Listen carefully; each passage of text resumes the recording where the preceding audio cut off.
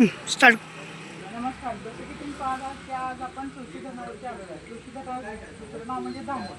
दामोरमध्ये आपण काय करतोय, तीन TMCची कपॅसिटी आहे. तर या धरणाचे आपण दोन पार्ट आहेत, की अपस्ट्रीम आणि डाऊनस्ट्रीम. अपस्ट्रीम म्हणजे काय, जिथं पाणी स्टोअर होते ते अपस्ट्रीम, आणि डाऊनस्ट्रीम म्हणजे काय, जिथं आपण पाणी सोडतो खालच्या बाजूला म्हणजे डाऊनस्ट्रीम. आता या धरणाचे 3 लेवल्स असतात. पहिली लेवल म्हणजे डेड स्टोरेज लेवल, ज्या लेवलचा काय आपल्याला वापर नसते पण तिथं खाली पाणी साठलेलं असते.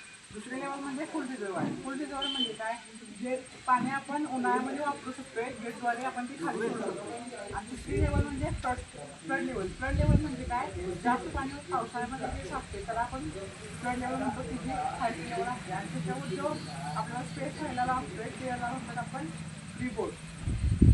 त्यानंतर कंट्रोल फ्लो आणि अनकंट्रोल फ्लो. अनकंट्रोल म्हणजे काय, ज्यावेळी पाण्याची लेवल वाढते आणि तो फ्लो आपोआप होतो त्याला म्हणतो अनकंट्रोल. आणि ज्यावेळी पाणी आपल्याला सोडायला असते, गेटद्वारे जे आपण पाणी सोडतो त्याला आपण कंट्रोल फ्लो म्हणतो.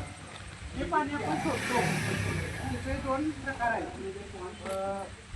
जे पाणी आपण खाली सोडतो ते तिथं खाली त्या बेसचं इरोजन होऊ नये म्हणून आपण काय करतो, एनर्जी डिसिपेटेड होतो. एनर्जी डिसिपेटेड दोन प्रकारचे आहेत. त्यामध्ये त्याला आपण स्पिलवे म्हणतो. हे स्पिलवेमधून आपण पाणी सोडतो जेणेकरून त्या एनर्जीचा फ्लो कमी व्हावा आणि खालचं जे बेसचं इरोजन कमी व्हावं म्हणून आपण एनर्जी डिसिपेटेड होतो. एनर्जी डिसिपेटेड म्हणजे काय, स्पिलिंग बेसिन आणि हायड्रोलिक जल. स्पिलिंग बेसिन म्हणजे काय, स्पिलिंग बेसिन म्हणजे आपण खालच्या बेसमध्ये पाण्याचा एक थर ठेवतो जेणेकरून जी एनर्जीची लेवल आहे ती कमी होते. आणि हायड्रोलिक जंप म्हणजे काय, सुपर क्रिटिकल टू सब क्रिटिकलमध्ये आपण त्या एनर्जीचं कन्वर्जन करतो जेणेकरून एनर्जी कमी होतं.